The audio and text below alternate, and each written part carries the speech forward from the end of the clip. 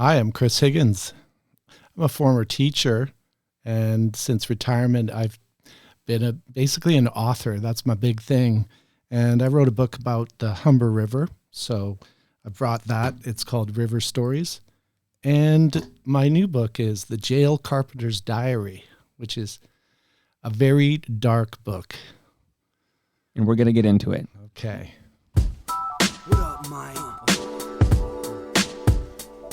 Toronto. VK on the beat. Check. I'm in Toronto where you wanna get a city love. I'm from Toronto where you wanna get a city love. I'm in Toronto like we wanna get a city love. My city love me back for my city love. Welcome to episode 1834. You know, that's the year Toronto became a city, 1834. This is episode 1834 of Toronto Mic'd, an award-winning podcast proudly brought to you by Great Lakes Brewery. Order online at greatlakesbeer.com for free local home delivery in the GTA. Palma Pasta. Enjoy the taste of fresh, homemade Italian pasta and entrees from Palma Pasta in Mississauga and Oakville. Visit palmapasta.com for more. Fusion Corp's own Nick Iones. He's the host of Building Toronto's Skyline and Building Success, two podcasts that you ought to listen to. RecycleMyElectronics.ca. Committing to our planet's future means properly recycling our electronics of the past. And Ridley Funeral Home. Pillars of this community since 1921. Joining me today to talk about the Humber River and more, making his Toronto Mic'd debut, it is author Chris Higgins. How you doing, Chris? I'm doing great, and that is such a hype, totally relaxing and vibing intro. So I was kind of just a little nervous, and then I went, you heard that and it chilled you out. Okay, you know what? That's another great thing. I never even took note of that, but that is the local producer and rapper known as Ill Vibe. So shout out to Illy, who put that together way back in 2012. Cool, very cool. That's a long time ago now. We're in 2020. Sometimes I think 2012 is like about maybe a year or two ago. Mm-hmm. And then you realize, 2012, like that's actually well over a decade now. So it's that's a bit of a mind blow. Yeah, time is really picking up speed. Explain time to me, Chris. That's why you're here. I need to understand time. No, just kidding here. But can I just say that what I liked about an email I received from you recently is that it opened with "Hi Toronto Mike." Hi Toronto Mic'd team or Mike, and I liked it because it made me think like, maybe people think there's a team behind this. Like, did you? Because I was like, Toronto Mic'd team. That's me. You feel like such an institution. There's like a cast behind everything. So I expected to get here, and it was very somebody nice meets you and walks you in, gets you like a coffee or something. A green room, and we are in the green room. The green room, the room actually, and you did have to duck and watch your head down here. Yes. The funny small world story before we get into who you are and we dive into, and I like that when you talk about deep dive in the fact that this is actually being live streamed. These are all like waterway references, like deep dive. You're diving into the Humber River. Like it all kind of comes together nicely. But when I got this email from you and you talked to me about your books and your personal history and everything, you're a storyteller and you're Toronto based and all this appeals to me. But I recognize your name, and this is going way back because my oldest son is about to turn 24 years old. But he was, if we go way back in the time machine, he was a Timbit with the Swansea Hockey Association at Rennie Park. Yeah. And we're not too far east of the Humber River there. And he played a game, like there's a little Timbits game that took place at what was known as the Air Canada Centre during the intermission. I think it was definitely a Leafs game. It was in Toronto, but I believe it was an Oilers-Leafs game. Yes, it was. And I recognize your name because you shared a video with like us parents. And I just want to say, what a small world we live in. Yes, it is. What a great organization that was too, to take your kids down and play hockey. I think it's changed a little. I actually know the guy who used to do it, Tim Flood. Big name, yeah. Yeah. And it's just a bit of the past.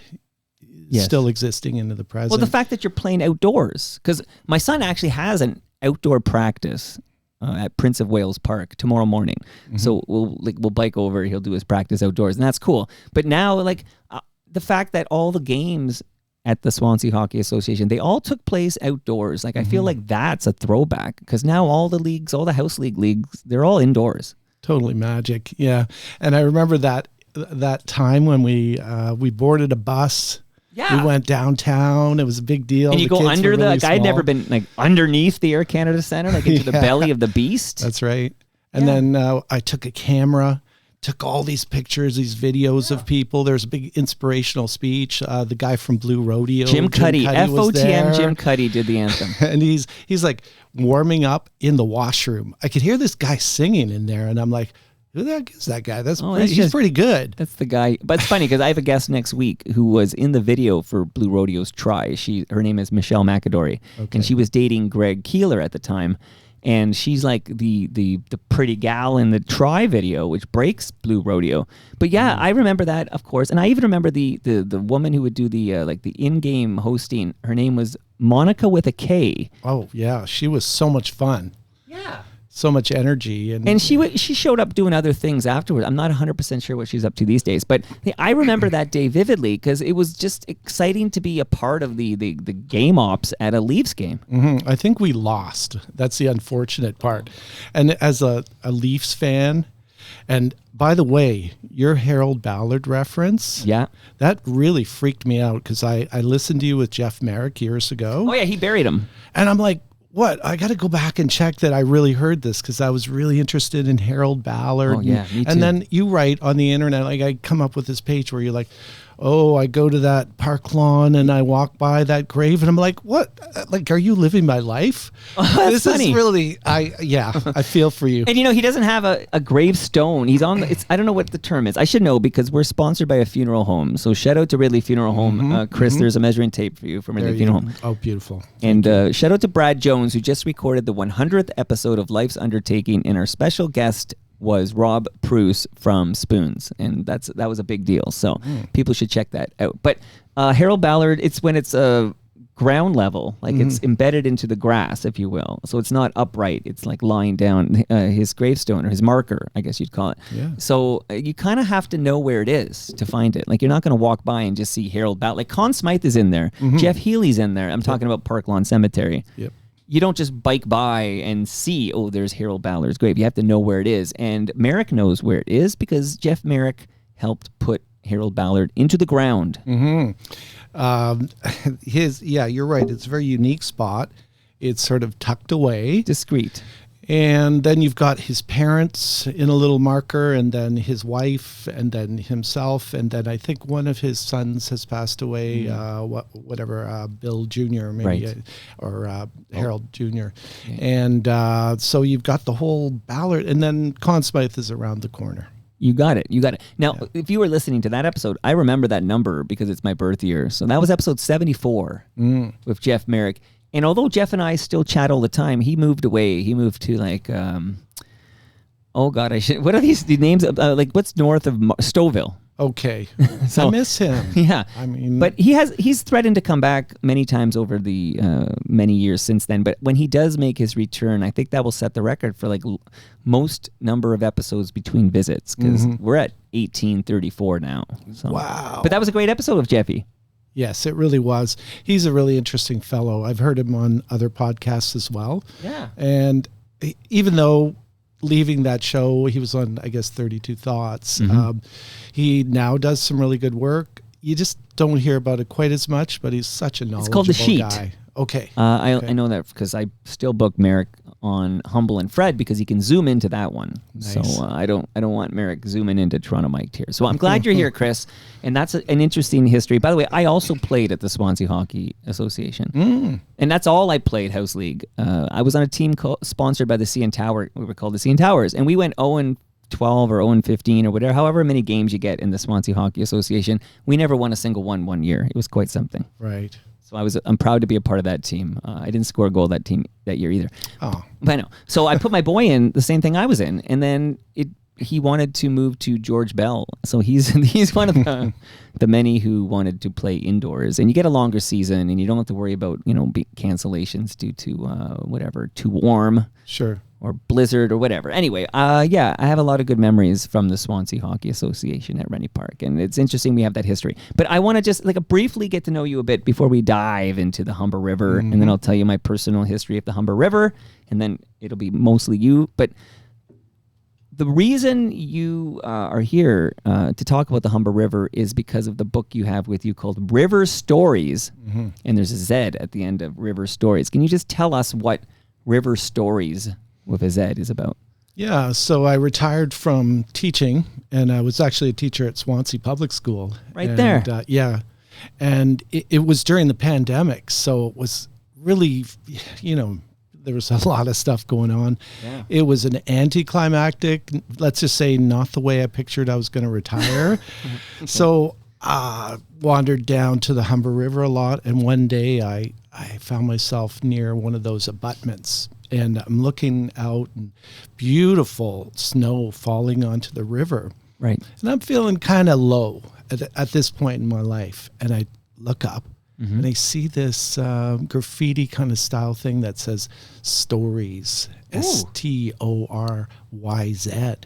And I'm like, hey, and I had this visualization, like all these different stories that have happened along the Humber River, and there were crazy things going on. I can't even tell you the vision that I had right then.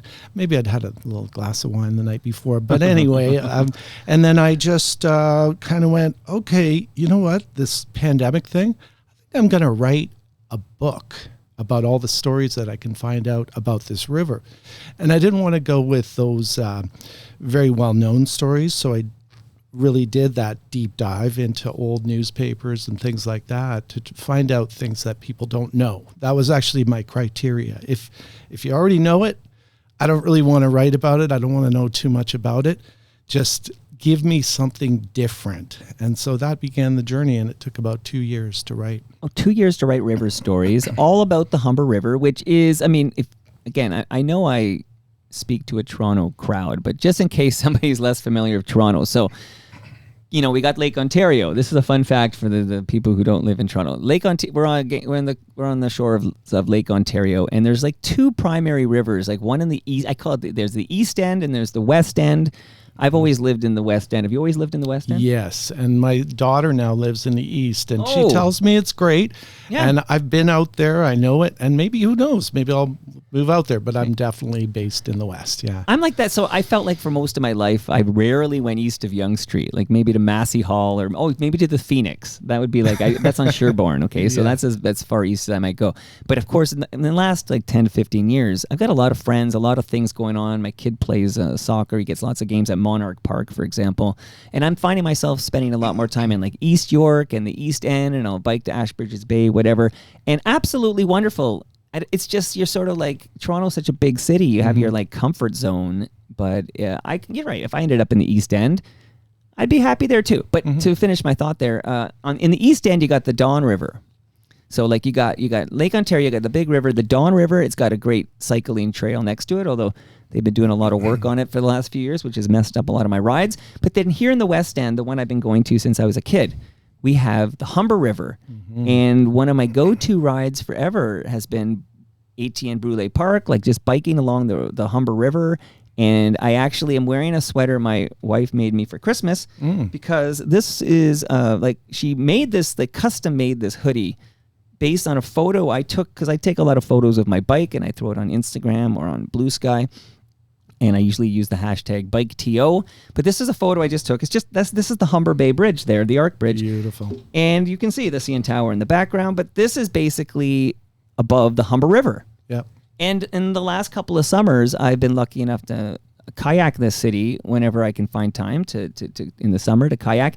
And my go-to spot is to kind of get really close to the Humber River on the Lake Ontario, set up it's a foldable origami kayak that I literally put into a a knapsack and bike and then I paddle to the Old Mill Bridge and back. And I love paddling the Humber River. It's unbelievable.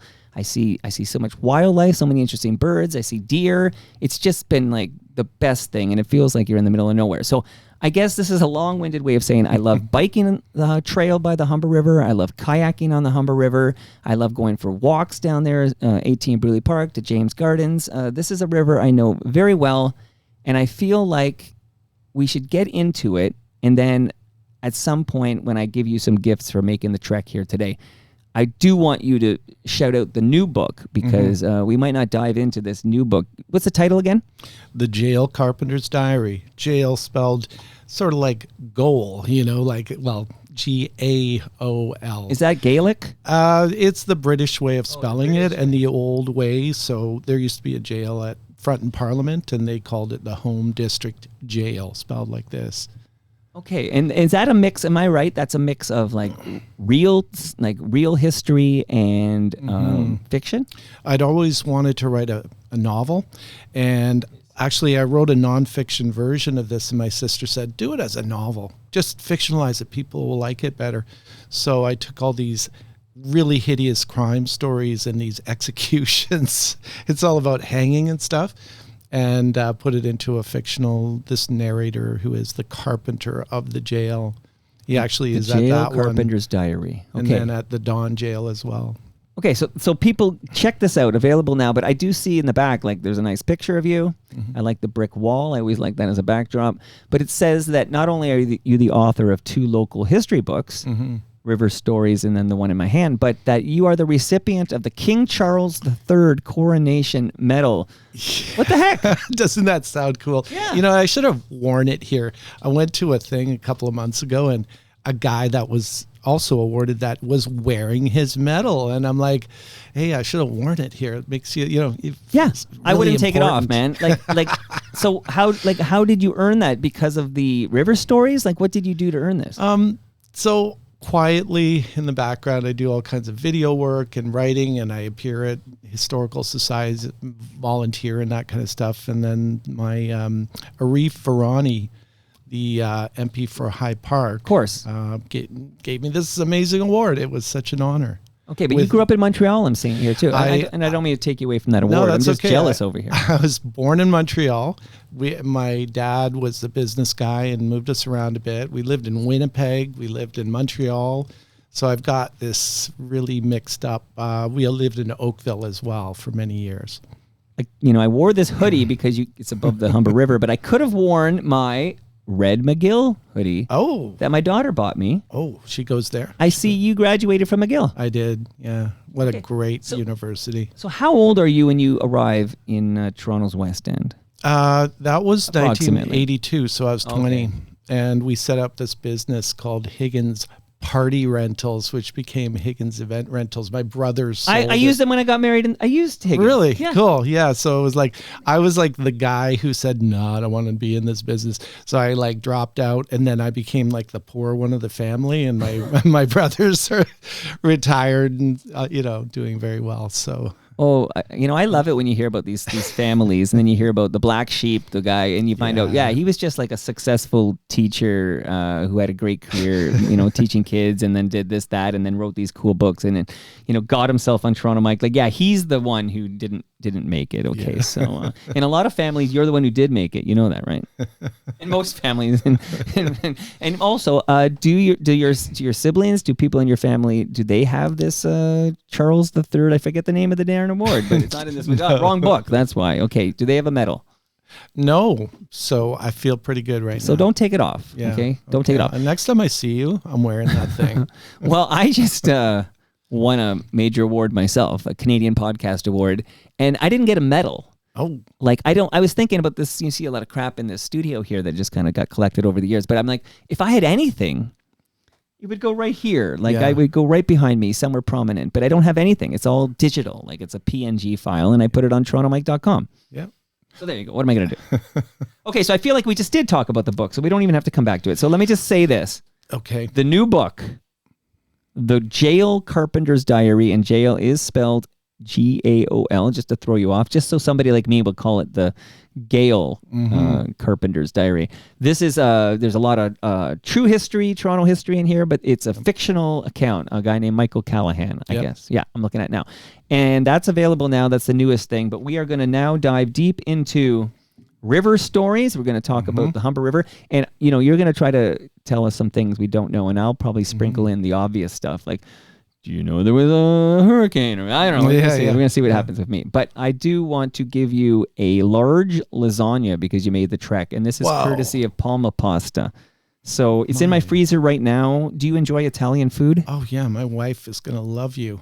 Okay, well, that's all I was really looking for here. So what's your wife's name? Sue.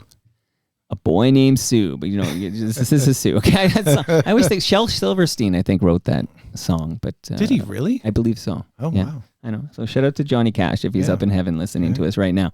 Shout out to Ridley Funeral Home on that one. But I do have in my freezer, you'll love this lasagna. The family will love it. And Palma Pasta has been supporting the show for a very long time, several years now.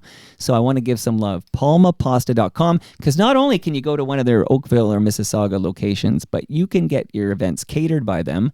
The same wedding where I was a client of Higgins, I was a client of Palma Pasta and had that wedding catered, and it was amazing. And that was in the Distillery District like 13 years ago. So shout out to Palma Pasta. Thank you very much, Palma Pasta. Do you enjoy fresh craft beer? I cannot say no. I have some fresh craft beer brewed right here in Southern Etobicoke. I was thinking they have a Humber River beer. No, but they do have a Sunnyside beer, but it's summer only, a Sunnyside Session IPA. But I do have, again, there's a Fighting Weight Octopus and some lagers, and there's a Canuck Pale Ale, and that is Great Lakes Brewery. We only drink Great Lakes on this show, and over 10 years now of sponsorship from Great Lakes. I already shouted out Ridley Funeral Home, but I mentioned the 100th episode of Life's Undertaking, and I urge people to check it out because Rob Pruce is our special guest, and it's really like another episode of Toronto Mic'd almost. It's amazing. And another guy recording great podcasts is Nick Iones from Fusion Corp, and his podcast is called Building Toronto Skyline, and we have a lot of kind of Toronto history too. Like we talked to somebody who helped build the CN Tower.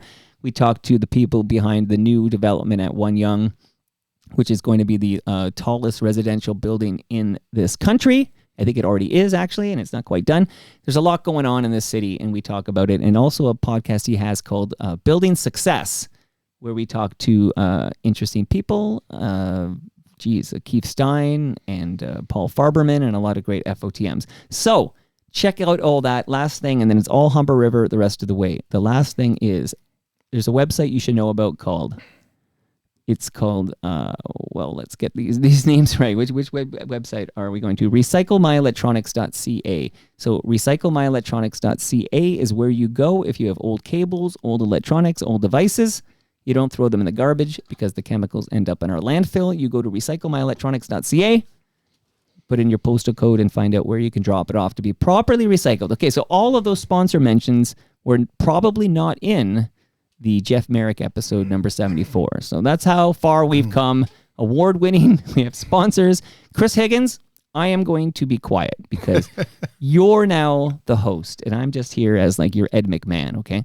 So talk to me about Toronto's Humber River.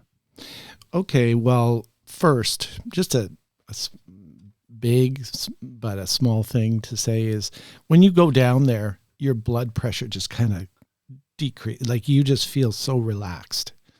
So anytime you're stressed, just go to the Humber River, you'll feel better instantly.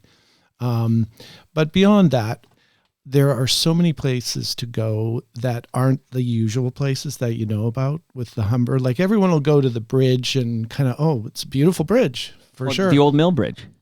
Or are you talking about the Humber Bridge? In fact, if you want to talk about the Old Mill Bridge, quick little story about that. And I just did a little mini TikTok or something the other day.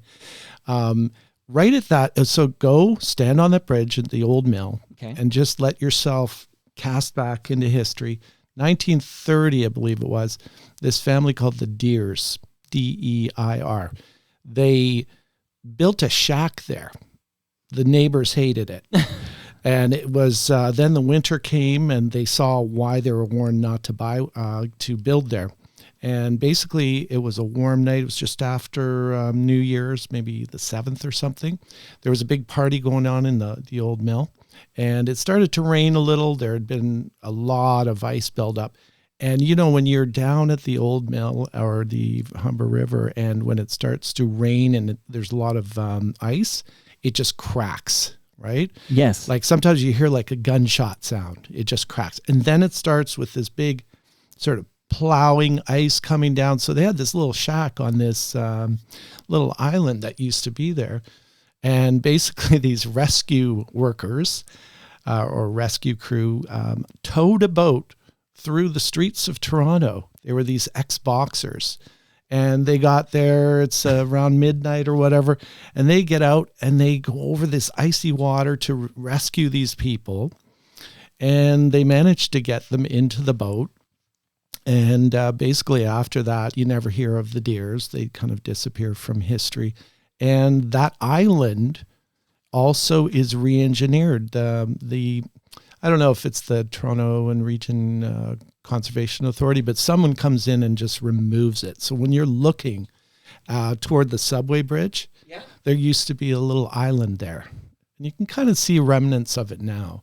That's just one little thing, because you're always going, oh, yeah, isn't this beautiful? Yeah. I'm all about standing in places and thinking, I wonder what happened here. And then going back and digging up stories and going, oh, here's something cool, Okay, I'm kind of glad we're starting here because this Old Mill Bridge, and that's the proper name of that bridge, right? It's the Old Mill Bridge. Mm-hmm. Okay. Yeah, Robert Holmes Smith had it built, and it is built to last too, because there have been so many bridges in that spot, but that thing is solid. It can take all the ice that's thrown at it. Well, we got to get to that ice in a minute, but so on one side, I guess the south side of this, we call that Kings Mill Park, right? And then north of there is what we would call Etienne Brûlé Park. Mm-hmm. I'm just kind of, and this is right by the old mill. So a couple of things. One is, did you ever watch the series based on the Margaret Atwood book, The Handmaid's Tale? Oh, I love it. That part where they're on the bridge. So that's a pivotal big scene, and it's filmed right on that Old Mill Bridge. Mm-hmm. And they kind of do some CGI or some kind of change. They change it, but you can recognize it. And it looks really cool. Well, if you know, as I say. Yeah. But also, since we're and again, I guess I said get out of the way, and I lied. I mean, I'm going to get out of the way because these are things that may be teasers. But the Old Mill, because as a kid, when I would bike that trail or walk that trail, I remember they had like the remnants of the old mill. Like it was like a partial, it almost looked like it had been burned out or something like that. And then at some point they used that to build like upon it. So I've got a friend, her name is Madeline McDowell. She's a very well-known historian, and she bases herself at Lambton House in, right I know it well. I used to live down there in Warren Park. Oh, that's where I live. Okay. So I was in fact, my mom lived down there too at a different time than I lived down there, but I lived on Warren Park Crescent. Oh, cool. I'm on Varsity Road. Yeah, and I'm trying to, it'll come to me in a minute, the name of my mom's place, but there's only so many streets down there, but it's parallel to, it's perpendicular, to Varsity. Yeah. It is the best place to live in the whole city because you're like right on the trail. People come down all the time. The houses are like little post-Hurricane Hazel houses, little these sort of semi-detached, and people are coming in and kind of dressing Van them Stassen. up. And it came to me. Right, so my mom used to live on Van Stassen. Did she know Doris Dunn? I couldn't tell you, but I'll ask her. I'm going to see her at my son's just birthday party tomorrow. Away, sadly. Yeah. Okay, I do, because my mom lived there, and I remember wondering why she'd ever want to leave, because she moved to like Islington and Bloor. Yeah. And I didn't know what you're in, like this magic little pocket. And the Lambton House is down there. So Madeline, who is the sort of I actually know her because an open house and stuff. And she had a cane. Yeah. I know her. So she passed away, eh? No, she didn't. Okay. She's still with us. It was Doris who lived around the corner. But gotcha. Madeline talked about how they went in and grabbed those, all the stone that was the remains of the old mill, and they willy-nilly put it together into this hotel. She didn't like it at all. I think that building looks beautiful, but she was like, she's a purist with things, and she wanted things done right and whatever her complaints about that were. So did she want it to remain like a monument? Because I remember it was kind of haunting because you'd see this like burned out shell of like what was an old mill. I think she wanted it cataloged a little better and observed better. Is it because you can't really tell that is the original part, really? Because they do design that old mill to look like the olden days. Yeah. And they just took it like Lego pieces. And I mean, again, I don't know too much about her gripe with it, but she wasn't Get too her happy. on the show. I will say this. There should be a monument to the fact that you can see that burned out shell of an old mill back in the day. You can see it in the video for the Tea Party's The River.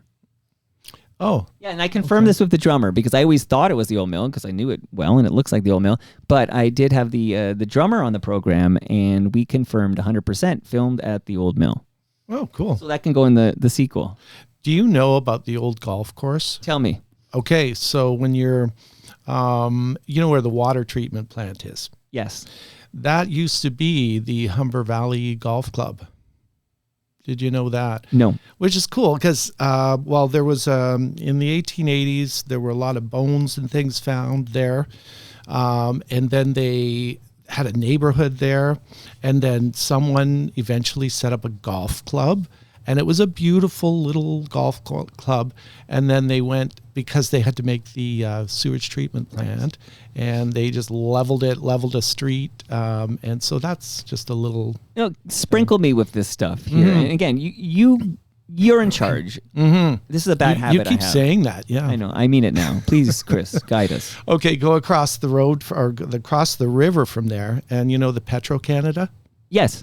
Okay, so that's a lot of history right there. You got the old French fort, and then you got this guy called Rousseau who lived there with his wife, a trader and a sort of early guy who ferried John Graves Simcoe to York when he founded it in 1793. And then later, that site is also a jazz club called the Silver Slipper. Wow. In the 1930s, and a local called Phyllis Marshall, who people would know from TV and stuff. 1930s singer into the 40s, 50s. She went on to TV. She went to, I believe, Runnymede Collegiate as well. She got her start in that little club, and there was a lot of stuff happening there, but it burned down later. So do you know whenabouts it burned down, like approximately? I'm guessing, I think it was the 70s or 80s. Yeah. Oh, that recent. Okay, and for those who are wondering what Petro-Canada, this is on South Kingsway. And I could be wrong about when it burned down, but I just know I'll get, Jeremy Hopkin. I'm going to just shout him out because he's on the live stream, but he's the official Toronto historian of the Toronto Mike podcast. He's probably keeping an eye on his competition. Okay. So, well, I love it because there's so many historians around that are making history kind of cooler. Yeah. And I think for a long time, it was like our parents or our grandparents, and the only thing you heard about was Hurricane Hazel when it came to, but then this is why this book was written, and the whole idea of what else happened here. Like I found out that Harvey Busher Jackson, this Leaf, used to play outdoor hockey down just south of the Bloor Bridge and in a little pocket there.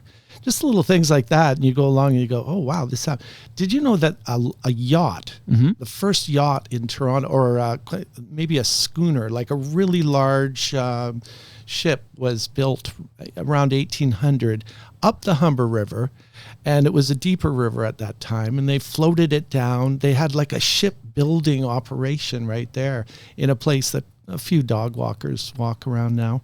It's pretty amazing. You're sitting there, you're going, okay, they were building ships right here, and there's just like fallen trees and stuff like that. But I had no idea about the Silver Slipper, and I do love hearing about these. There's a venue that what did they call it? It'll come to me in a minute. But there's a venue right just a little bit west of the Humber River. At the waterfront, right on the waterfront there. So you'd be like the waterfront trail. And it was burned down. And we just had an anniversary of that because I had a chap over here called Rob Bowman who co-wrote a book called the Flyer Vault. And in that, just down the street, there's a lot of talk about the Mimicombo, which was on Lakeshore in Mimico, where James Brown made his first Canadian No concert way. appearance. Yeah, and that didn't burn down, but that's now something else. Like it's like a restaurant or something like that. But these old venues we had, the Silver Slipper, I'm going to add it to the list, and I'm going to dive deeper into that. Going to tell you another quick story. Yeah. You know Jack Johnson, the boxer? Yes. In fact, when I was talking about John Gallagher before we pressed record, his dog's name was Jack Johnson after the No dog, way. after the boxer. Do you know the famous boxing match? I think it was in Havana, Cuba, with him and Jess Willard. Not too familiar with that particular fight. Okay, so Jess Willard was a giant of a man, and so it was built up as this kind of battle of the races type of thing, right? Big, massive boxing match, and so they captured it on film, and then a company called Connis Till got this film, and for whatever reason, around that time, this film and boxing or something else was kind of taboo or not working in the U.S. There was some legislative thing, and so it ended up in Canada. That building, that whole studio, Connis Till, was at where the cheese boutique is. So you're talking about the new location, because I'm old enough to remember the old location. The old on one, Bloor. right, But yeah, on Bloor. in fact, the guy who Afram is his name, the Yes. guy who runs the cheese boutique, lives in New Toronto, the neighborhood you're in right now. Oh, cool. I see him all the time. Afram 'cause Pristine. I could live at the cheese boutique, and I have, spent more than a few $1 million there. But anyway, right around the corner from Ripley Street, Right. Connis Till was there. They had a big lot, and they had a vault where they kept the film. And there was a massive fire. And because this was at a time when, it was like just early 1900s, they had hardly any hydrants and any way to get water there. So the thing was out of control. So they got there and did what they could. They saved these films. And this studio was supposed to be all about, the Humber River. Like that's the Humber River tie-in, because they were going to be they were in the silent film where they had, I don't even know where that old film has gone of the Humber River made by Connis Till. They took all kinds of footage, and they wanted it to be this glamorous place in Canada. Anyway, that is it's related to the Humber River. And for Jack Johnson, because just to help the people who are less familiar with our neighborhood, near Windermere. Yes. Okay. Now, when I have we're going to go off and then we're going to come right back. But I have a memory. Please, maybe you can corroborate this, since you arrived in the West End in the early '80s. But as a kid, I remember we would go to church on a Sunday, and I remember, I believe it to be, in my memory, and this is going way back, Lakeshore and Windermere. I remember there was a golden griddle.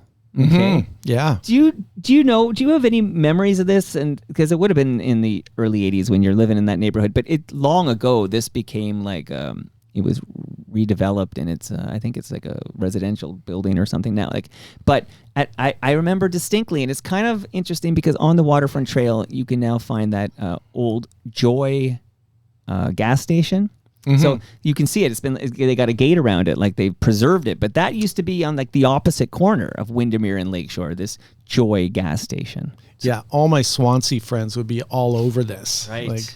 Because they love all those old pictures of those things. Well, somebody find out for me, only because I Google it. I have trouble finding any evidence that this existed, but in my memory, it was at Windermere and Lakeshore. So I'd love to find out, Mike, that was really Queensway and Windermere or something like that. But I remember this golden griddle, and it was like a magic place because it seemed like in the mid 80s, early to mid 80s, this was the highlight of my life, was going to Golden Griddle. Yeah. And I got to make sure it was not a dream.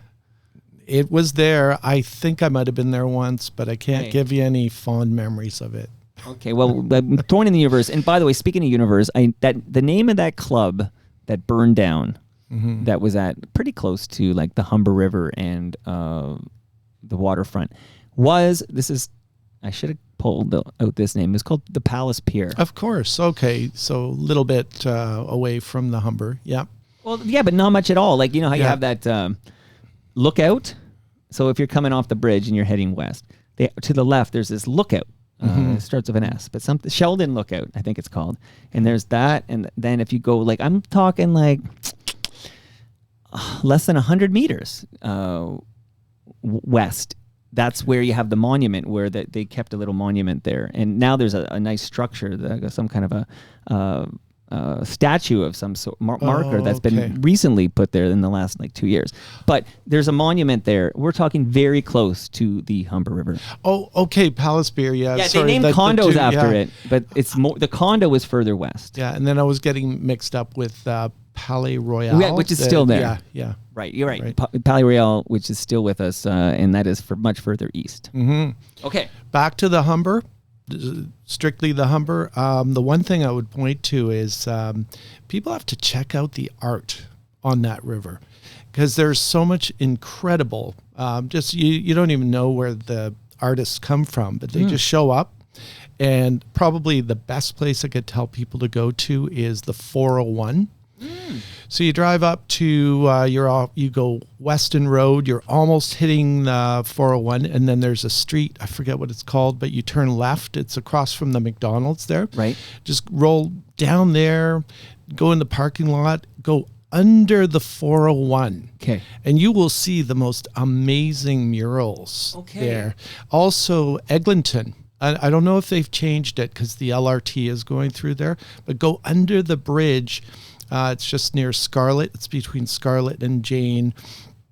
And you can see the most amazing. It's kind of graffiti art. It's not as dramatic as the stuff at the 401. And then St. Philip's also has it. And there's a couple of other places. But if you like art, go down there. Amazing. I'm glad you shouted this out, because there's beautiful artwork where the subway goes. So Philip Cote, who's a guy that I stay in touch with, and who also got that medal, the King Charles medal. I can wear it with him. Well, we know that's a big deal. Oh yeah. Well, he's a giant. Like everywhere you look, Philip Cote is creating amazing work in schools and other public buildings. And you go, probably one of the coolest things you can see is go under the Old Mill subway and check out his murals there. And they are majestic. They are just amazing. Absolutely. I've taken a few of those bike TO photos with that artwork in the background. And also, before I had a kayak, when I wanted to see what it was like to paddle the kayak on paddle the Humber River on a kayak, that's pretty close to where you can rent a kayak or a canoe and take a little row. Right, Toronto Adventures. There you go. They're right there. And what a great place to just rent a canoe. You don't have to own one. Right. I have owned one in the past, but you can just go down there, pay them a little money, and get on the thing, bring it back in an hour or two. Yeah, exactly. An hour or two is really, to do that paddle is all you need there. Yeah. Amazing. Could you please tell me about Dead Man's Point? Yeah, nobody knows about Dead Man's Point, but and if you go there now, you won't see anything, no marker, but it was a really popular place for kids to go. And back then, people would arrive in summertime and swim there. A lot of people also drowned there, and so it got the name Dead Man's Point. Where is it on the Humber? So it's also where they built the ships. So if you go to the east side, I always tried to verify exactly where it was, but if you go to the east side of the Humber River at Bloor Street, there's some apartment buildings there. You can take some steps down, and as I say, just dog walkers and the occasional person that you'll see down there. And it's across from the Toronto Humber Yacht Club, and which has a story unto itself. Well, you can hit me with that one too. I feel like I'm here to extract this gold, but yeah. And people know, if I haven't been clear, you can buy River Stories with the Z, Conversations on the Humber. You can buy the first book by Chris Higgins, which has all this and way more. And there's great photos in this too. I feel like a lot of these photos are, you're taking photos of things I've been throwing on my Flickr account because I just amazing. But you got a lot more here, obviously. But so people can buy this book. But tell me that story before you forget to come back to it. About the yacht club, or the yacht club at one time was pristine, beautiful land, and then it's described in those terms just as they're going up to find a place to quarry and to dynamite. Actually, it was the first time that I found dynamite being used to remove river stone and other things like that. So they just blasted that place. It's in Kings Mill Park, and you can see a whole crater there, sort of the way they quarried the land there. And then it also became, so the clubhouse of that yacht club sits on the exact place of what followed that quarry that was purchased, and then they put this speakeasy. It was called the the Juanita. So the Juanita was this really, like, at a time when liquor was, they had bootleggers and all the rest. Right. And they would just have this crazy squirrel whiskey, and they'd serve it up, and people would get really wild there. And the cops really couldn't get in because there was no access from the roads. Right. And they had this, I heard it called the shortest ferry in the world. Like, you could go from one side of the Humber to the other, right, and then get to this speakeasy, this bar. There were a couple of murders there. I wrote about that in the book. And then when it was taken over by the people who set up the yacht club, it mysteriously burned in the first year. And so then they put down their clubhouse there. And it's a pretty funky yacht club. well, let me tell you about that yacht club today. So before we get back to Dead Man's Point, but there's a lot of controversy of that yacht club right now. So because I've started kayaking the Humber River, one of the big things, and I know that our local counselor, who's also an FOTM like you, Chris, her name is Amber Morley. I think she's been kind of on this, but there's some violations of rules, et cetera, to be licensed. And one of the big things is that you're not allowed to use your motor until you get to Lake Ontario. So you can have your boat there, and then you got to go along the Humber. And I can tell you, I've experienced this myself multiple times, but when you're kayaking that calm Humber River, and then the motor boat comes by, whatever motorized water vehicle shoots by, and it happened all the time. It's not only is it disruptive and jarring, but it's scary. Yeah. It disrupts the environment. It's such a nice quiet zone down there. I don't like to be a killjoy because people are having fun doing this, right? And I was but they can do that when they get to the lake. I know, and it's not supposed to be a navigable river, right. So it's not built for that. But unfortunately, there are in the book here a couple of stories, and there were many stories of recklessness on that river, sometimes involving drunkenness and piloting boats. In fact, here's another weird story. In the marshes, there was once a cave that was dug out by a bunch of robbers, and they were like absolutely just robbing everybody from Hamilton to Oshawa. Wow. Coming back, stowing away their things. Sometimes they would sink a boat and then raise it later on and send it back to Britain because that's where they were from. That finally they were busted. A very smart cop on the river busted them, and then and then the guy broke out. He actually escaped, and he was never heard from again. When they got into that cave, they found like love letters from home. They had like things pinned up on the walls in the cave. It's just a crazy story. I love that story, and I know exactly the marshes you're talking about on that Humber. Wow. Yeah. Okay, and Dead Man's Point. Yeah. Just back there, I know there's some further sadness tied to that popular swimming spot.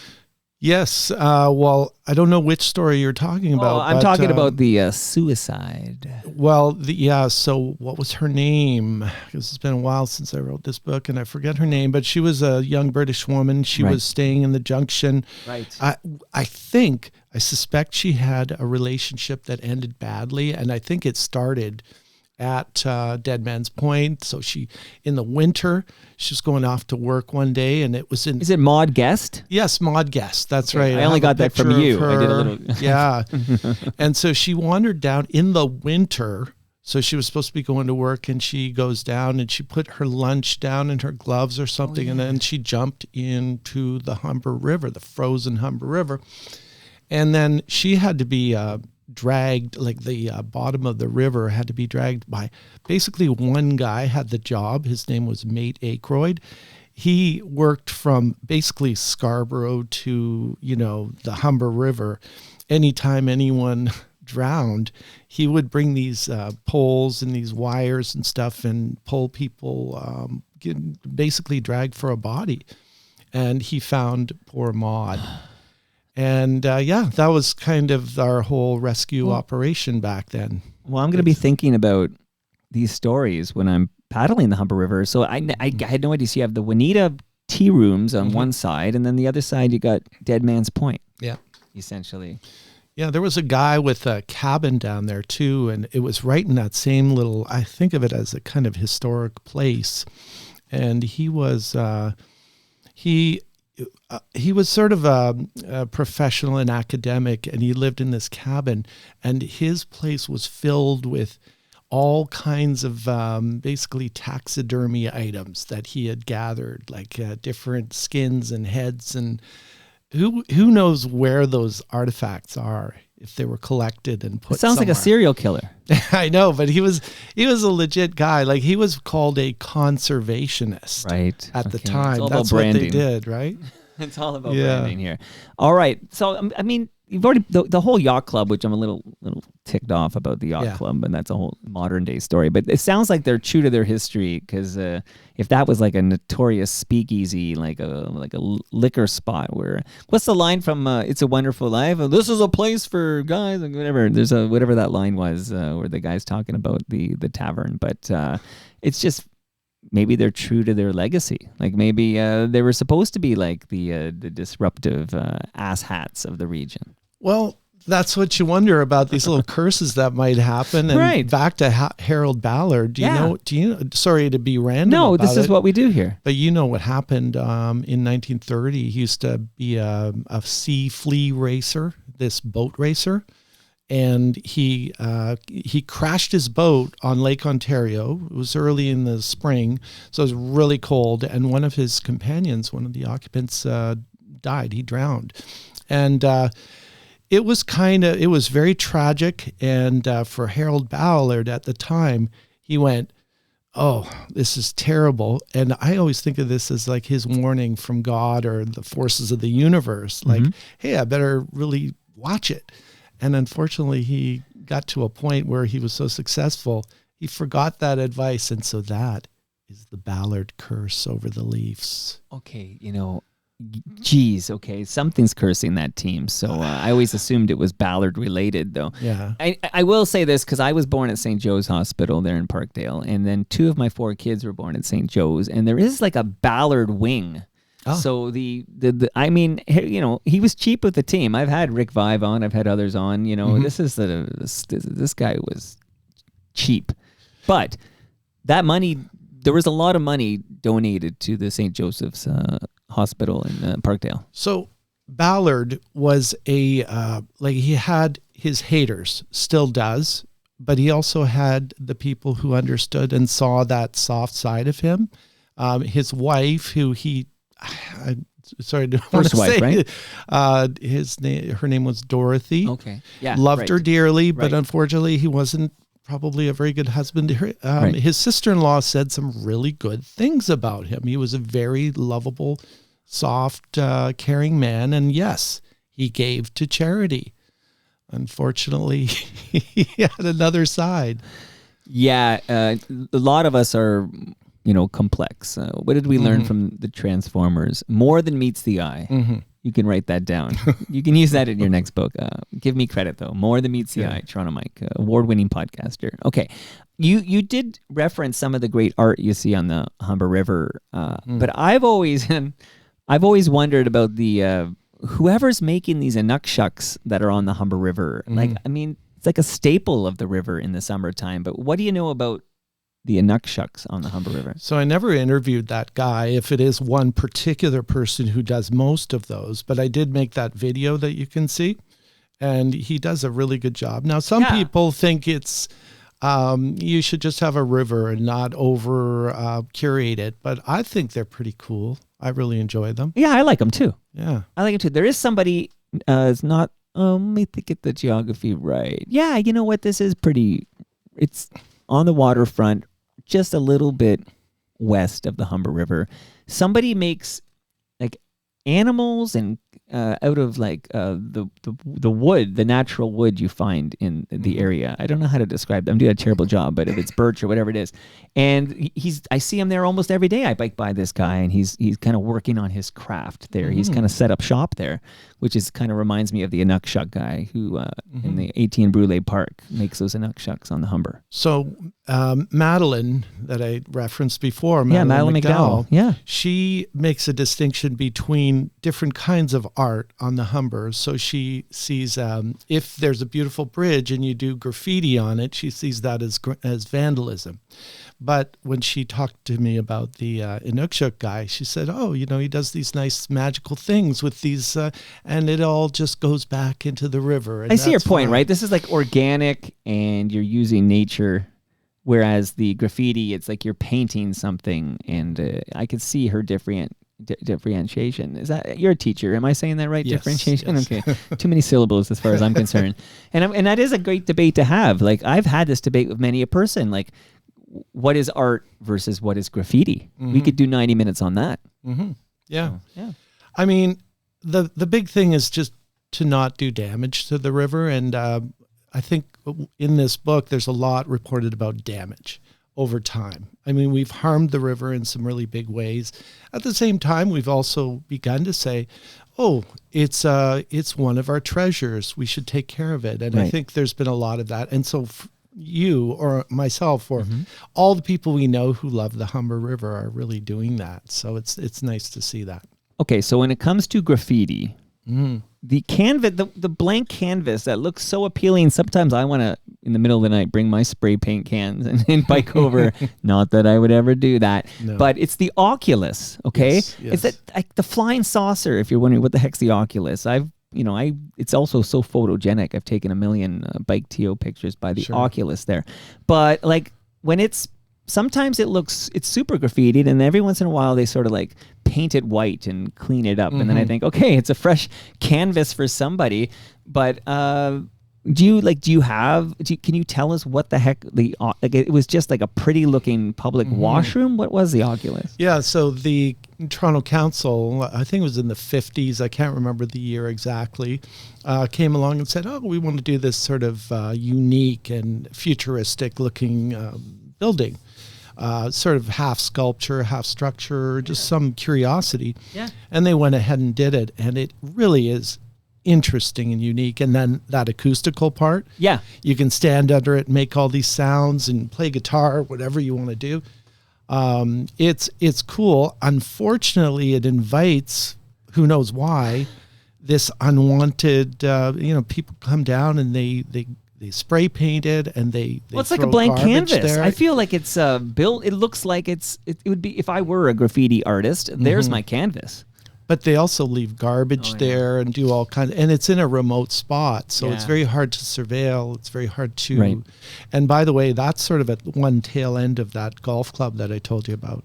Right. And this is sort of like when you're coming off the waterfront trail, making your way to, we'll call it Kingsmill Park or whatever. You have that part. I think Stephen Drive is there, and there's and anyone who cycles the Humber River from the Humber Trail from the Lake Ontario going north knows well the Oculus and everything in that area you're describing. I've seen so many deer there. I got to shout out the wildlife. I did a special episode about wildlife with a gentleman named Andrew, and people can find that. I think it was earlier this year. But the deer I have seen in that, right near that Oculus, actually. And let me add, you just mentioned Stephen Drive. If anybody is listening and says, oh, I want one place to go that's gorgeous, beautiful, remote, go to Stephen Drive. Sorry, Stephen Drive people, it's going to bring people there, but go to the end of It was a secret and you blew it. Yeah, go to the end of Stephen Drive or just go down the steps. Right. Go to that spit of land. It's in the marshes, and you'll see deer. You'll see, unfortunately, you may see coyotes too. Sure. And people do congregate. So it's not for the faint of heart, because when you get out there, you're a little bit on your own. However, I talked to a guy one day who said, this is bird watching paradise. Yes. He was looking for this very, very rare bird there, and they do flock to that area. And I've seen them. I've seen some pretty cool birds there.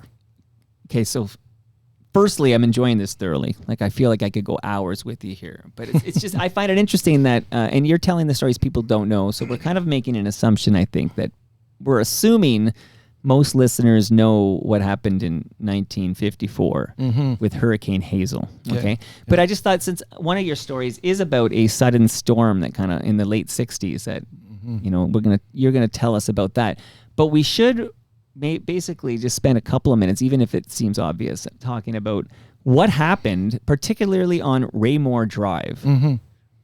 So what can you share with us about this? And then we'll segue over to what happened in the late 60s. Okay, so the quick buildup of the Hurricane Hazel storm, because maybe people don't know that whole thing. It was a weather system that began far south of here, and it picked up speed. I think it was Haiti, and it left so many people dead in its wake. Right. Then it arrived to Lake Ontario, just heading north. People were thinking as the day was passing, oh, you know, this thing's going to peter out. Unfortunately, once it hit Lake Ontario and then was right over Toronto, it met another weather system that caused it to turn into this, you know, sort of bomb, a weather bomb, and then it just unleashed all of this water. And you can go to the old mill and see the high water mark. It's crazy. And then the people who died. Now, Raymore Drive is up around towards Lawrence, between Eglinton and Lawrence. And these people decided to build this beautiful little neighborhood.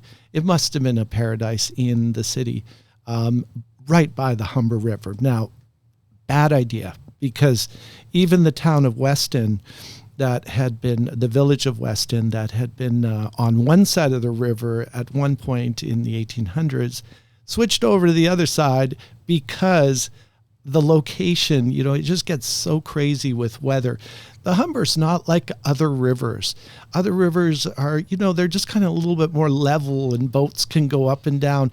You can, in the summertime, you can be, you know, it's just ankle deep. It's really dry. Right. Then when you get other points where it's flowing down, apparently it's, I forget the number, like 8 times from where it begins to where it flows into Lake Ontario. It's like 8 or 10 times the height of the Horseshoe Falls or something like that. Now that's spread over a long very gradual drop. Right.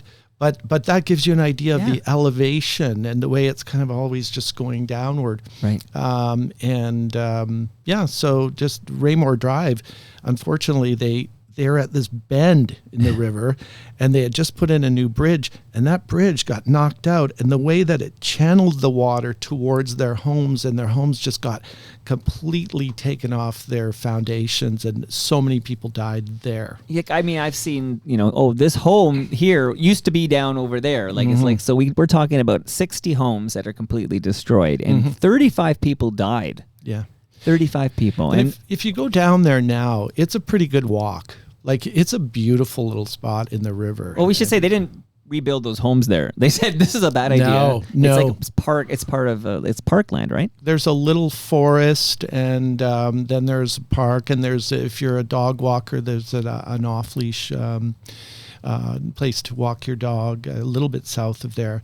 It's a really good walk. And then right there is a new bridge that goes right over to Weston Lions Park. Right. Do you know what's happening with Weston Lions Arena?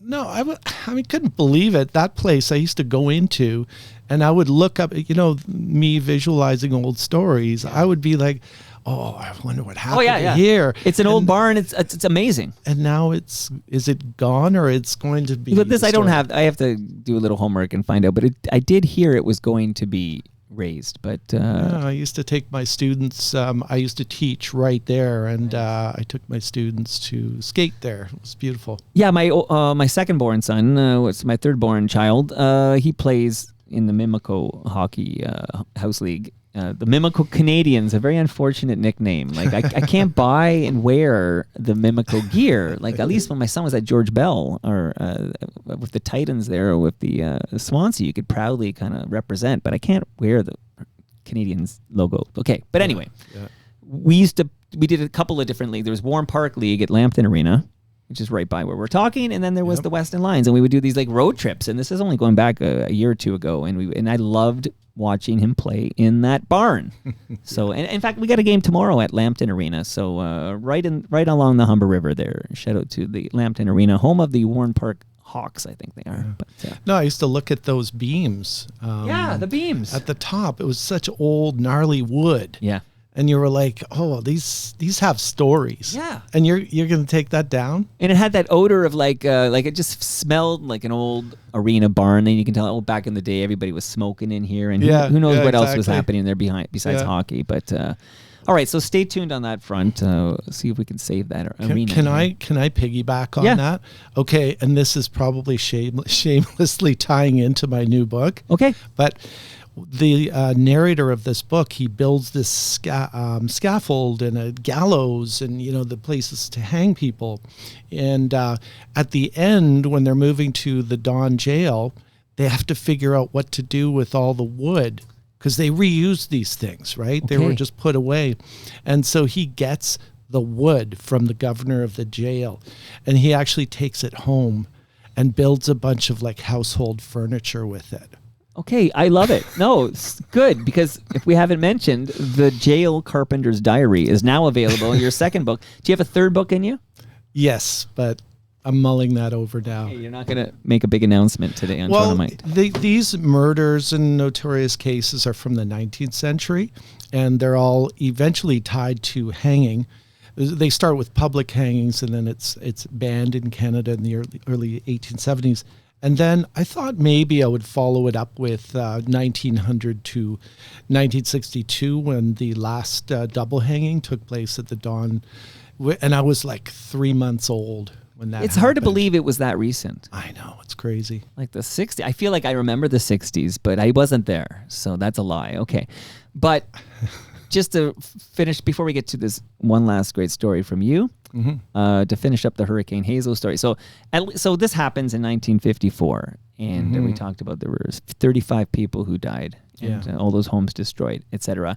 But there were a number of efforts were taken to prevent this from happening again, because that was just such devastating flood levels from Hurricane Hazel. And that's when you kind of get these channels and these I think they're called weirs. Does that name sound right to you?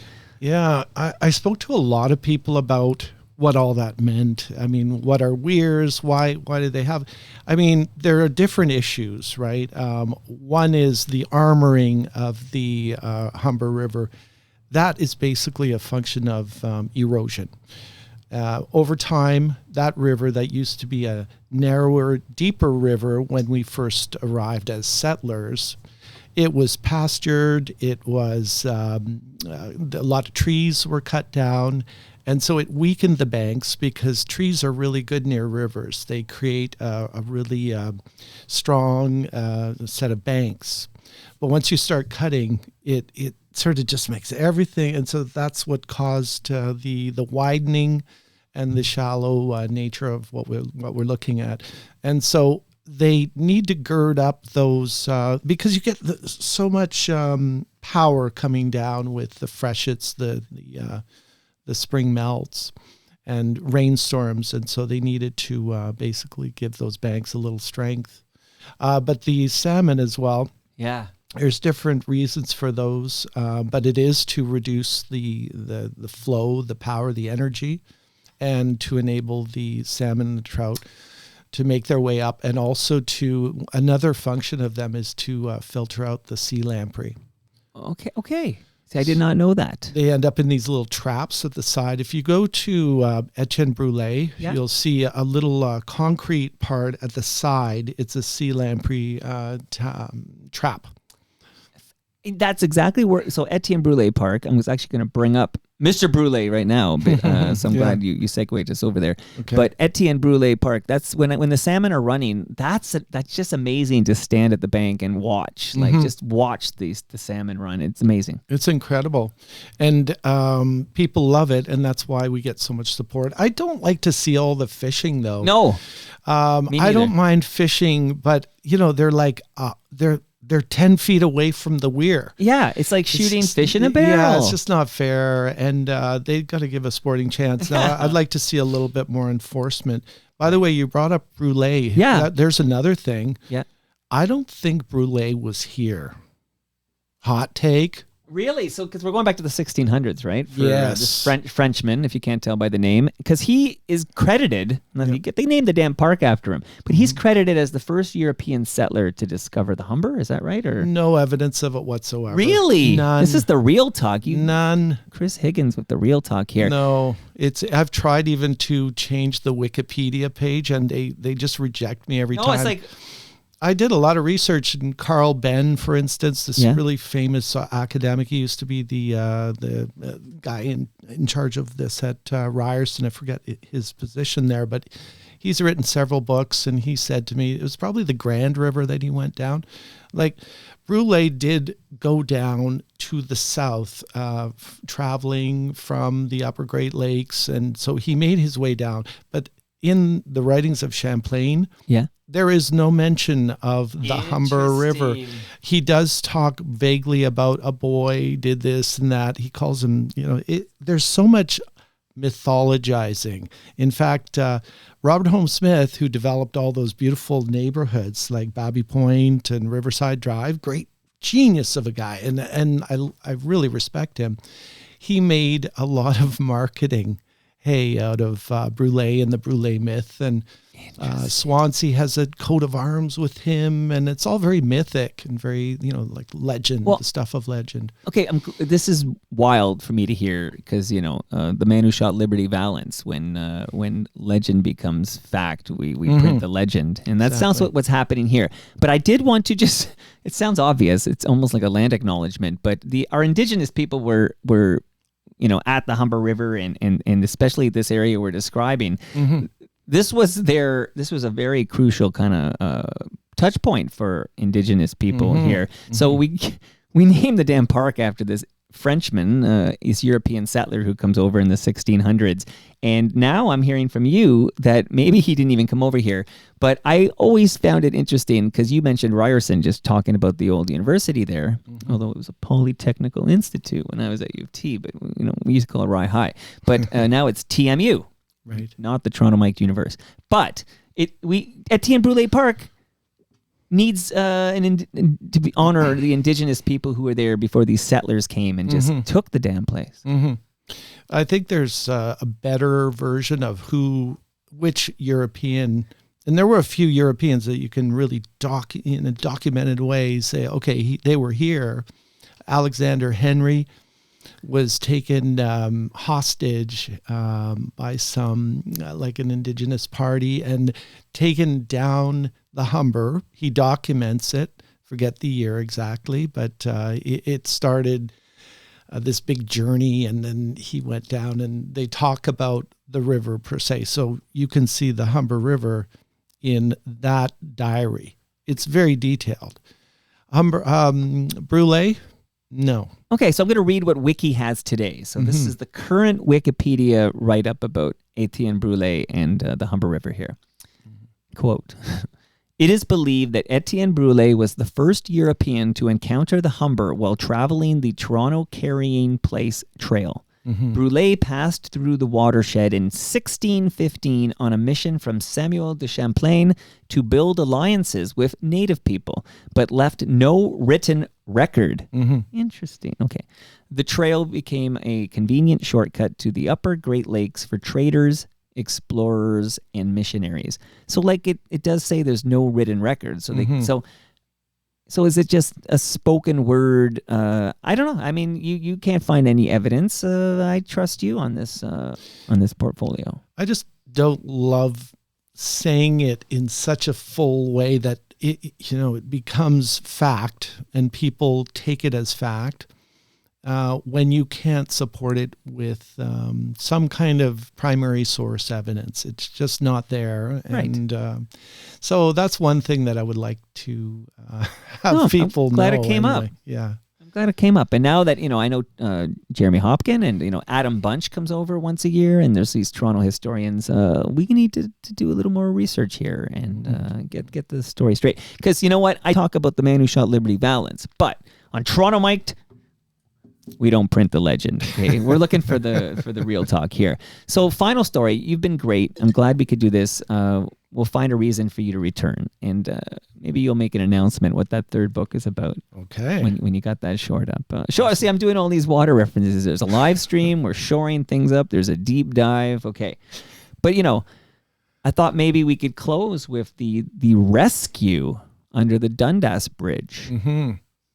That's a fun little story. I got all this footage from at the time I was volunteering with Heritage York, and they've been sitting on all this great stuff. Like you have police and fire rescuers, and they basically are saving these girls who they're really young. They're maybe 12, 13. And I think they went to Humber Crest. They were going to that school at the time. My two oldest went there. And they just went down there for a little swim, and they were on the abutments. You can see those abutments to this day. And this storm blew in, and they were suddenly stranded on these abutments. And someone from a local building called.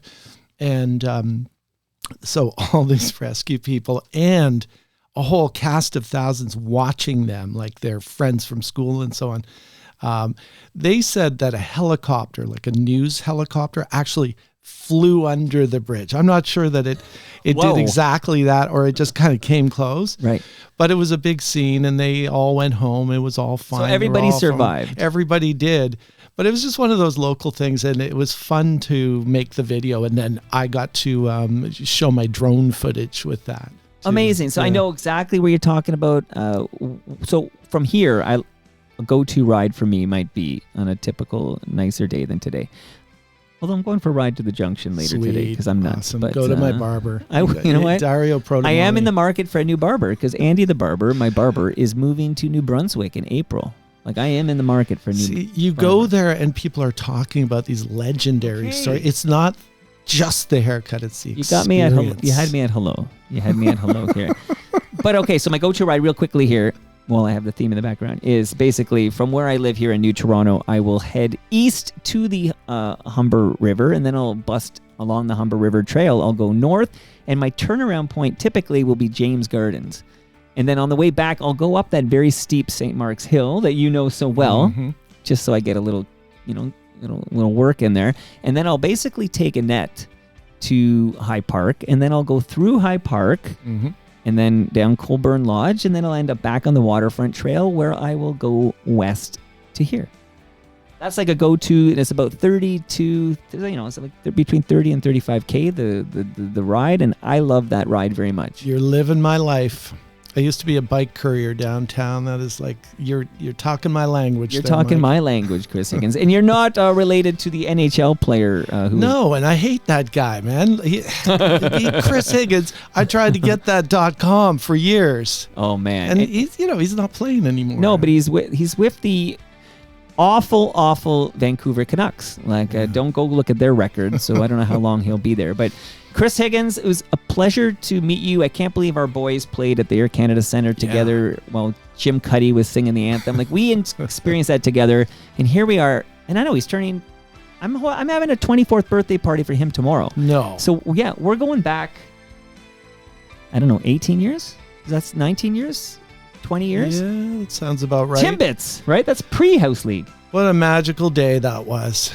Glad to have been there with you. Well, it's good. Here we are reunited, and it feels so good. You want me to sing that one? Yeah, would you? And that brings us to the end of our 1,834th show. Go to TorontoMike.com for all your Toronto Mike needs. Is there a website you want to send people for all things Chris Higgins? ChrisHigginsWrites.com. So WRITES, not RIGHTS. Right. You should get both just in case. Huh? Chris Higgins writes .ca or .com? .com. Okay.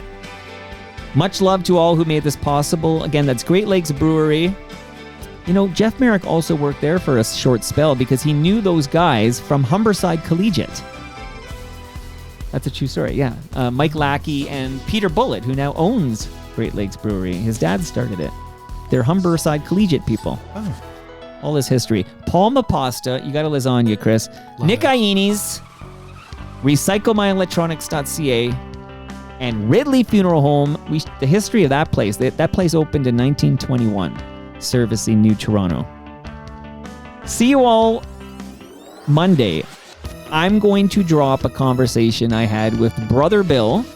We'll talk about the CFNY documentary. We'll catch up with Brother Bill. A lot going on over there. See you all then.